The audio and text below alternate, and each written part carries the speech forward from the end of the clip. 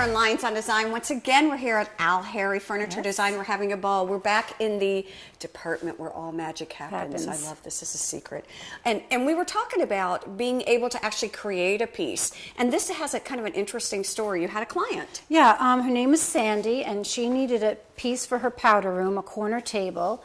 And she requested a curvy leg, a shelf to put a handbag, and a crystal knob. So took the measurements. Alakazam 1, 2, 3, and poof. And then this is the wallpaper which is just beautiful in the bathroom. So we pulled from there. And she liked slight distressing, so this was custom made for her. And it's really pretty. She loves Understand what that really means. I mean, basically, you all took specific measurements, and I don't know if you can see. Let me flip this, because what you'll notice, in my opinion, from a design point of view, is this is actually going to fit in the corner. So it's all proportionate, and the scale is perfect for the area that it needed to go in. And I think that's the beauty of some of these pieces. And she wanted, in this powder room, again, to be able to what? Put handbags down here? Yeah, a place to put something, a magazine. She'll have a vase here.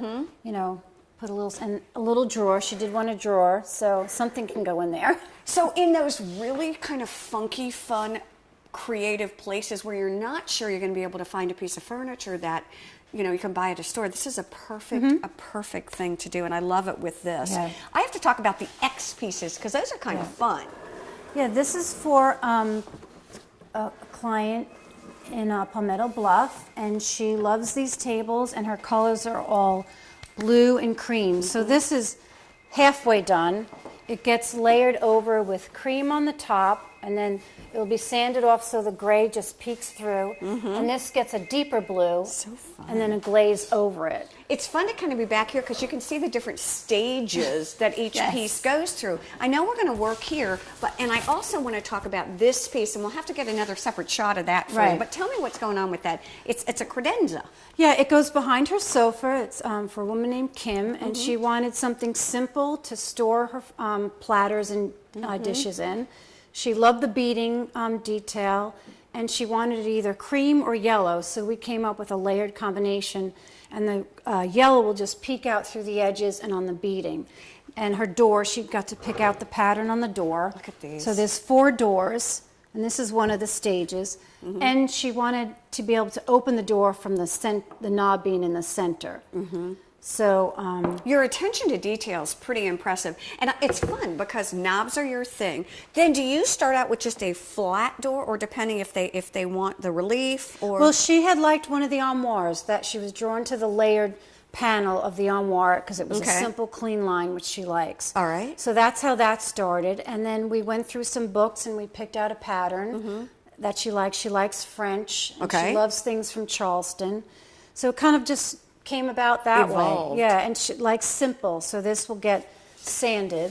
When I come up with an idea, or we decide that I want to do this table, do you do a small sample for me, or how does that work? Yeah, if they're not sure what it will look like, they want to be reassured, I'll make paint samples, and then I'll draw a sketch of what it could look like. How talented is this? All right, so this is step...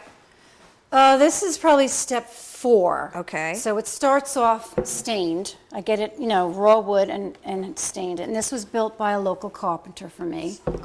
So then I put the yellow on. 2 coats of yellow, sanding it. And this kind of just tells me where I'm going to head with the distressing. Hand paint? Yes. Okay. I know. I enjoy doing it that way.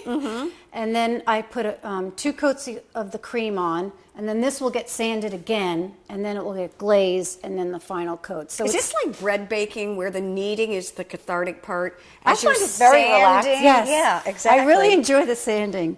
So what I'll do is I'll take my cream color, and it's just start dabbing away in there. I make sure I get the background covered well. And how cool is this? It takes time, but and she does it in her diamond bracelet whenever she works, because that's the you have to have your baubles. Honestly, I've come in before, and you are decked out pretty good. You usually have your leggings on the floor, though. Yeah, usually I'm a little dirtier, but so this just. But through the eyes of the television lens, we want it to be immaculate. So you just want to make sure all the little places are covered. Now Veronica works with you also in some of the, now how do you do most of the embellishment, and then just depending on if there's a custom design? We kind of do, I taught her some of the stuff, and she's a quick learner, and so she does it as well. So we work really well together. We have the same vision and idea, and I think we're having too much fun. I was going to say, it's a very not like welcoming work. environment when you come in. It really is pretty impressive. How long does it typically take? And I know this is a completely unfair question, to do a piece. Depends on the piece, basically. But anywhere from, it takes about 2 weeks for a piece to be built, and the painting 2 to 3 weeks, you know. Is there a certain kind of paint that you typically use? Are you using an exterior paint, a latex paint, an oil-based paint? I use oil-based paint. Okay. I like the way it holds up, and I just... Washable.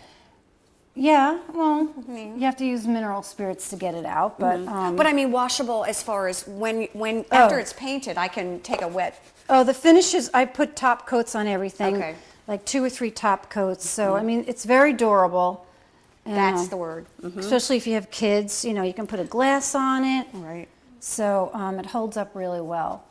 So I'll just While you're this. actually doing that too, I have to ask you about the gorgeous piece of art that is to your left. Right. The artists, I have 2 artists in here. Andrea Peugeot is the local artist, and she does all the oil pastels. And she was with the public school system, right? Yeah. And now she's, I mean, her artwork's really Yeah, pretty she does phenomenal. beautiful work. And her twin sister, Kristen, does the watercolors and the oils. And they just, I love their work. I love Andrea's colors and the way she works. And once again, if you're just tuning in now, we're here at Al Harry Furniture Design, and Allison is actually kind of showing us the magic of how some of these pieces are created. So I always want to put a "don't try this at home." Yeah. You know? So I take a little T-shirt, I usually swipe my husband's old T-shirts, and I'll just wipe off the raised area.